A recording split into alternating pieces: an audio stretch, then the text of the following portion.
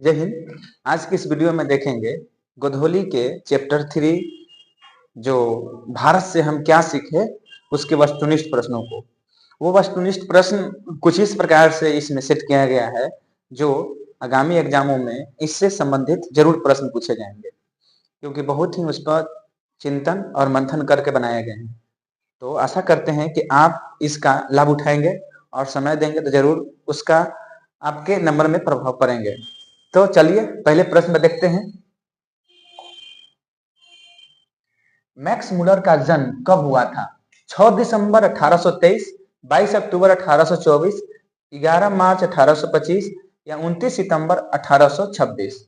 तो इस प्रश्न का सही जवाब हो जाएंगे 6 दिसंबर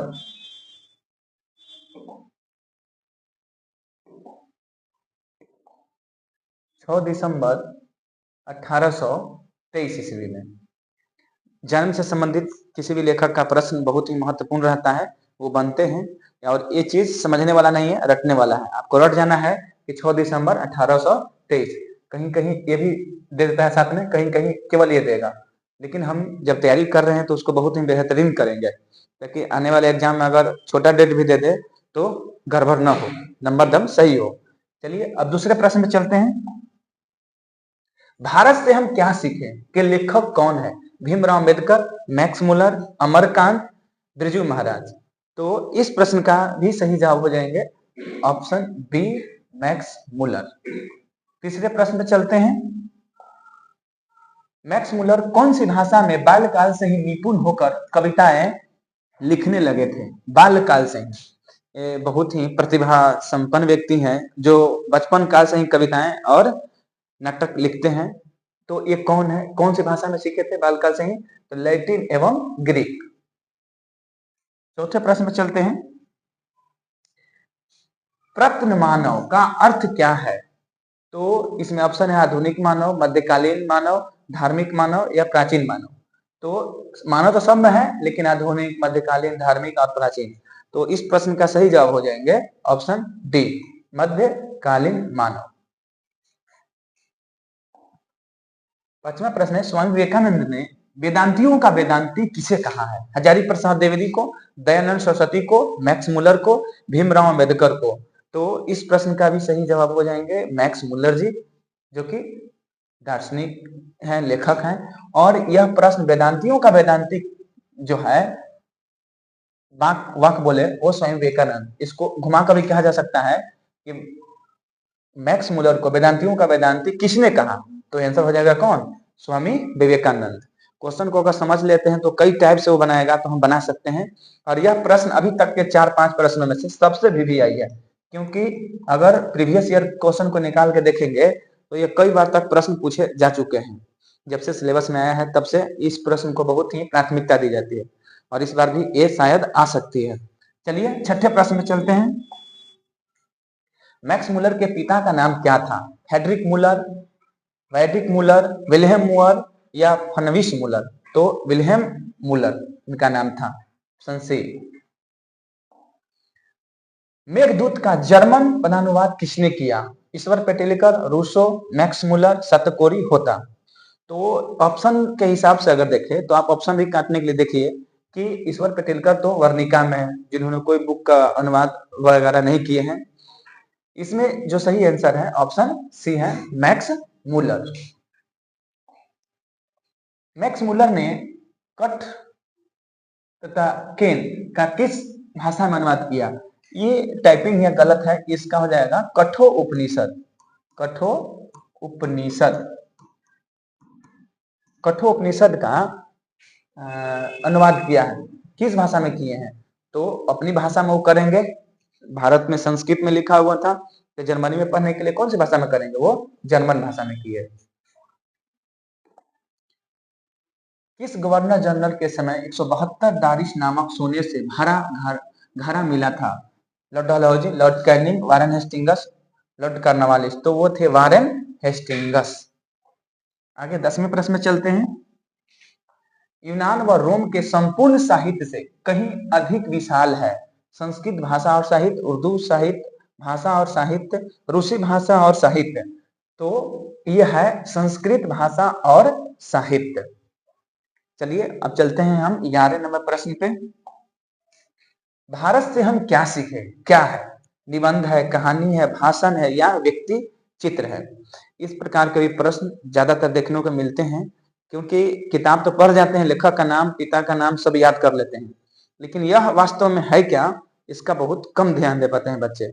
तो याद रखें कि साहित्य की कौन सी विधा में है, तो वो है, यह एक भाषण है, क्योंकि उन्होंने एक जगह भाषण दिया था मैक्स मुलर जी ने, उसी भाषण को ये संग्रहित किया गया है। चलिए आगे चलते हैं 12 नंबर प्रश्न में। सर विलियम जोन्स समुद्री यात्रा करते हुए भारत कब पहुंचे? 1857, 1765, 1783। तो इसका सही जवाब हो जाएगा 1783, ऑप्शन डी। प्लेटो का संबंध किस देश से है? इटली से, स्पेन से, भारत से, यूनान से? तो ये दार्शनिक है, और दार्शनिक में एक बहुत बड़ा नाम आता है प्लेटो से संबंधित, सुकरात, अरस्तु। तो ये सभी जो दार्शनिक है वो यूनान के हैं। कहाँ के हैं? यूनान के। यूनान के ये तीनों बहुत ही फेमस है। मैक्स मुलर के अनुसार सच्चे भारत के दर्शन कहाँ हो सकते हैं? मुंबई में, दिल्ली में, ग्रामीण भारत में, कोलकाता में? तो कोई भी लेखक के देखिएगा ना, वो सभी दर्शन जो देखते हैं वो गांव में देखते हैं, चाहे महात्मा गांधी जी हो, चाहे स्वामी विवेकानंद हो, या मैक्स मुलर हो, वो सभी ग्रामीण भारत में माने कि गांवों में देखते हैं। 15 प्रश्न में चलते हैं। मैक्स मुलर ने कालिदास की किस पुस्तक का जर्मन भाषा में अनुवाद किया है? मालविका अग्निमित्रम का, मेघदूत का, रघुवंशम का, अभिज्ञान शकुंतलम का? तो इसका सही जवाब हो जाएगा मेघदूत का। ऐसे सभी रचनाएं अगर देखें तो कालिदास के ही है, सब कालिदास का है, ठीक ना। ये सब धार्मिक है, कुछ नाटक है। इसमें सबसे पहला नाटक उनका कौन है? अभिज्ञान शकुंतलम। ऐसे क्वेश्चन बन सकते हैं, रचनाकार भी एगो पढ़ना है आपका चैप्टर, कि रघुवंशम के लेखक कौन है, तो कौन हो जाएगा? कालिदास। और मालविका अग्निमित्रम के भी लेखक कौन है? तो कालिदास। या अभिज्ञान शकुंतलम के लेखक कौन है? तो कालिदास ही है। लेकिन इसमें से जो किए थे वो जर्मन में अनुवाद, वो मेघदूत था। चलिए आगे प्रश्न में चलते हैं। मैक्स मुलर की मृत्यु कब हुई थी? 18 फरवरी 1916, 12 सितंबर 1961, 28 अक्टूबर 1900 या 16 दिसंबर 1907 को? तो 28 अक्टूबर 1900 ईस्वी का इनका निधन हुआ था। 17 नंबर प्रश्न में चलते हैं। मैक्स मुलर ने कितने वर्ष में अवस्था में लिंकिंग विश्वविद्यालय में संस्कृत का अध्ययन किया?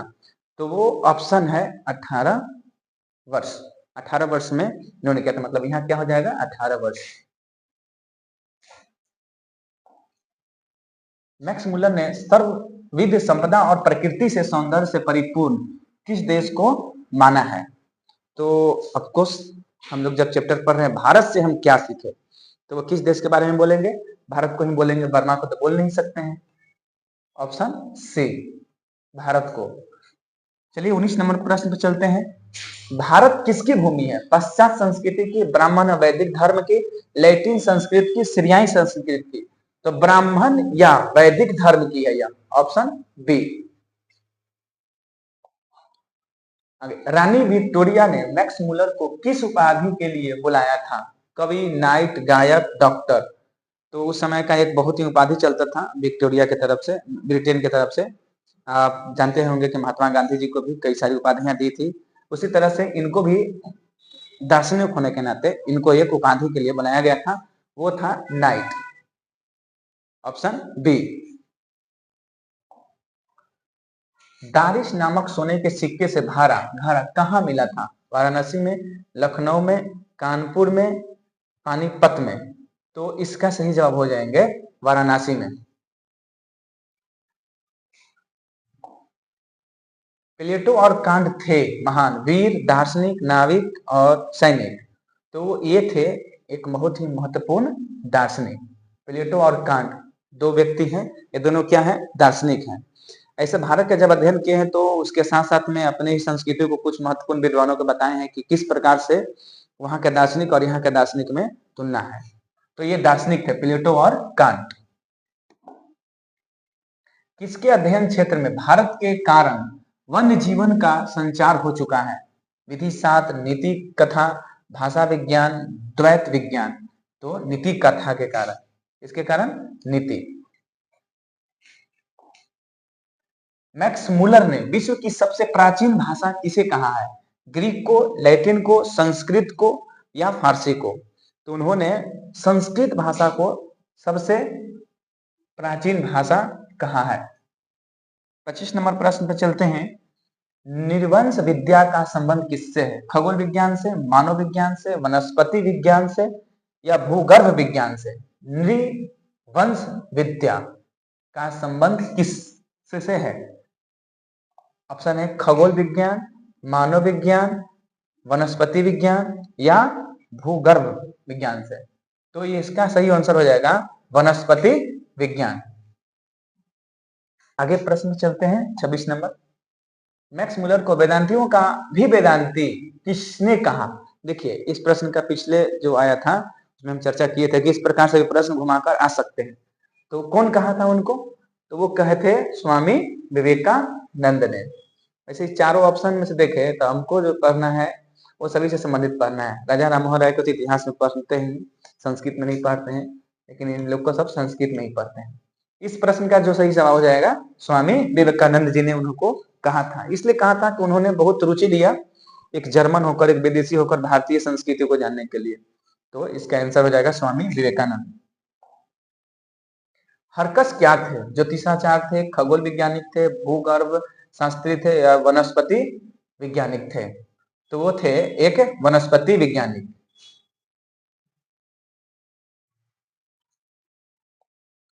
आगे है भारत से हम क्या सीखे का हिंदी में भाषांतर किसने किया? रामविलास शर्मा, गुणाकर मूले, अशोक वाजपेयी या भवानी शंकर त्रिवेदी? तो इसका सही जवाब हो जाएगा भवानी शंकर त्रिवेदी जी ने उनका किए हैं। हितोपदेश का जर्मन भाषा में अनुवाद किसने प्रकाशित करवाया? महात्मा गांधी, मैक्स मुलर, गुणाकर मूले, अमरकांत? तो इसका भी सही जवाब हो जाएगा मैक्स मुलर जी हैं, ऑप्शन बी। मैक्स मुलर का जन्म आधुनिक जर्मनी के किस नगर में हुआ था? डेसाउ, हेसे, बवेरिया, तुरिंगिया? तो इसका हो जाएगा डेसाउ, एक जगह है जर्मनी में, वही जगह हुआ था इनका। कहाँ हुआ था? यहाँ तो लिखा हुआ जर्मनी के डेसाउ में हो जाएगा। तो इस प्रश्न का सही जवाब हो जाएंगे ऑप्शन ए, डेसाउ। तो बस इतना ही था ऑब्जेक्टिव। अगर इतना ऑब्जेक्टिव आप करते हैं तो इस चैप्टर से संबंधित आपके वस्तुनिष्ठ प्रश्न का काम हो जाएगा। आज के लिए इतना ही, अगले वीडियो में मिलते हैं इसके नेक्स्ट चैप्टर के बारे में। जय हिंद।